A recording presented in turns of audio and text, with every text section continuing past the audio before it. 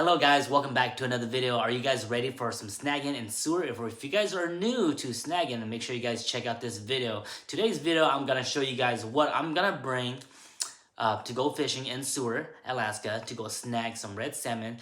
From what I heard right now, the fishes are coming in. So today, I'm getting all my gear ready, and I figured I'd make a video for you guys. So if you guys are new, or if you guys just want to learn something, or if you guys want to teach me something, let me know in the comment section below. So snagging in Seward is legal because it is in saltwater, and this isn't really a sport fishing. You're not going out there with the best gear and just fighting the fish. You're going out there to get food on the table. A lot of people downstate don't understand that. They think that's torture. They think that's unfair. Well, guess what, guys? It's not. We're literally going out there trying to get the fish as fast as possible and provide food on the table for friends and families and yourself. So it is a different type of fishing. So let's get right to it. What do you need? This is personally what I'm gonna bring, what I've learned in the past few years, and this is my personal preference. So don't go by you don't have to follow everything I do, guys. First thing is you need your logistics, ID, fishing license, so make sure you get all that.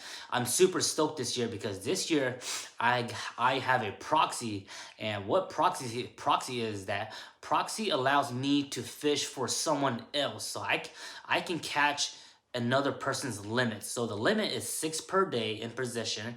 This time I can catch 12 because I can catch someone else's fish for them. And usually you can do this if they're like disabled, over 65 years or old, or if they're like blind or something like that. So this year I found a proxy, older gentleman over 65. I'm gonna fish for him as well. So we're gonna have some fun time out there. We'll be able to stay out there for a longer time. I'll be able to film more action, and also at the same time provide fish for someone else and provide fish for myself. So that's super sweet. So make sure you get your logistic all checked up, put them in Ziploc bags, and go from there. Let's talk about gear. Now, I'm a very simple guy. I'm not gonna go all fancy, but obviously you wanna dress warm. You're going out into the ocean. We're gonna go walk out in the ocean. Dress warm. Hats, sunglasses for protection. You can also put polarized sunglasses and such like that. Wear a jacket, wear something that's also waterproof. And then as far as your wader choice, you can wear chest waders or hip boots. It just depends on where you're going. For where I'm going, I might want to get into some deep ocean, so I'm gonna wear chest waders. All right, guys? So as you guys can see right here, I have my chest wader. It's nothing fancy. It's pretty cheap. Once it breaks down, I'll just buy a new pair. I don't even have the right shoes. I just went to my local Value Village, picked up some shoes that's like size 10. And that's what I'm gonna use. A fish whacker or fish bonker is kind of recommended, but since I'm going out there by myself, I don't want to be carrying a lot of stuff, so I'm not gonna bring that. My fishing vest, I'm not gonna bring this because this has all the fishing stuff that I use for kenai, and that's a different type of fishing. So the fishing vest is gonna stay home. The fish walker is gonna stay home. We'll just use a rock or something along that line. You want to bring trash bag because you want to put your fish into your trash bag once you cut them up, etc. You don't need to bring a full roll. What I like to do is bring a fanny pack so I can put my hooks and stuff like that. We're using treble hooks, so these are snagging hooks. I recommend size 8 or up to size 10. So whatever you prefer, guys. And also we have an extra jar here, tons of hooks. Eye protection is a must. Even if you don't like to wear glasses, put eye protection on because you never know when a hook might swing back at you. Get your stringer, all types of stringer. This is just a really basic stringer that I made with a carabiner. Works great. You want to bring a fillet knife because you want to cut your fish and prepare your fish out there. I like to bring it so I can gut them out. This is a fish sharpener. Or a knife sharpener. I'm probably not going to bring this because I'm going to have my fillet knife sharpened already. I'm going to fillet my fish, and then for my proxy, he requested that I just gut his fish, empty the guts, and then bring the whole fish to him. So depending on how you want to do it. As far as the fishing rod itself, we're not going to go fancy, but most likely you want to use a casting rod for snagging because you want to cast out there and then snag it in. So we're not using fly rod or anything like that. This is just a cheap Walmart fly rod. This is literally, I bought this 2-3 years ago and it still works great. This thing has been under seawater and has never rusted or anything like that. So don't get too fancy with the fishing rod. I don't know what size this is.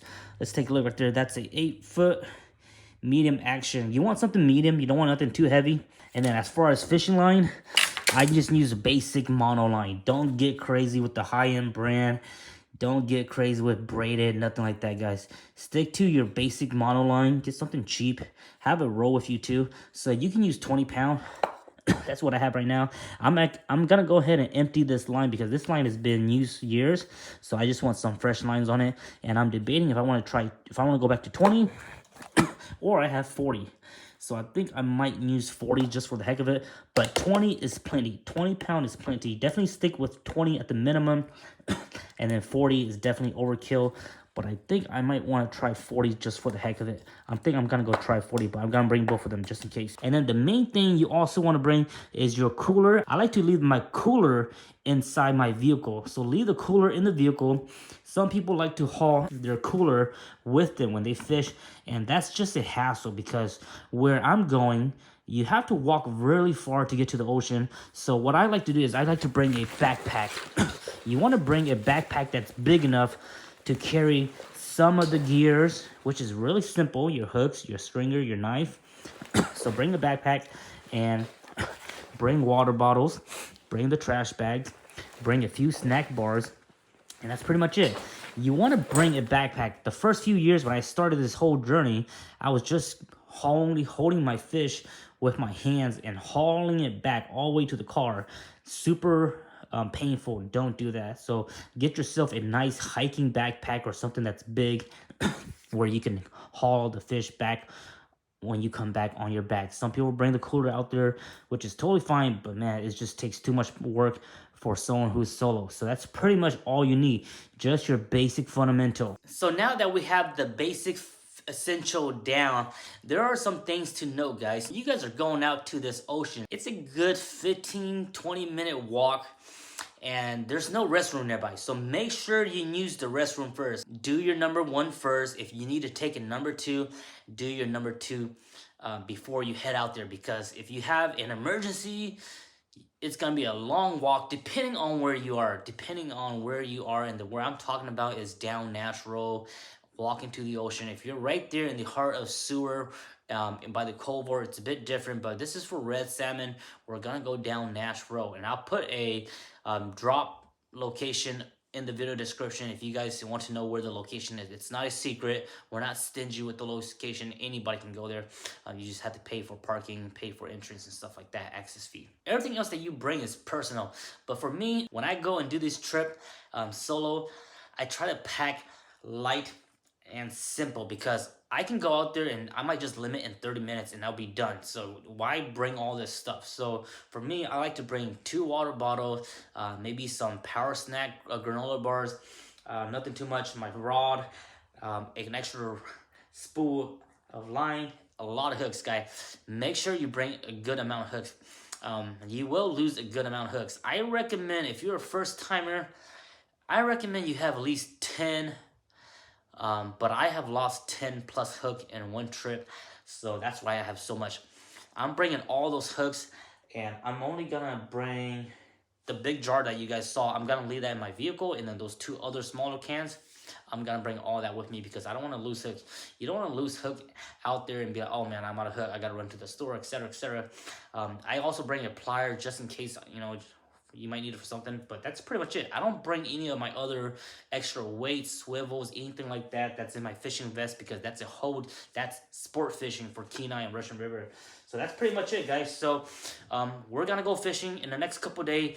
The fishing report is really good. I'm super stoked for this year, and I'm just super stoked to do more fishing this year because, like I say, we got proxy, and I'll be able to get more fishing action, more fishing time, more fishing action on camera, so that you guys can enjoy, and also that I can also provide fish for someone else. So super stoked for that. Let me know in the comment section, what do you guys bring? If you guys have some tips or secrets that you guys don't want to let us know, email me.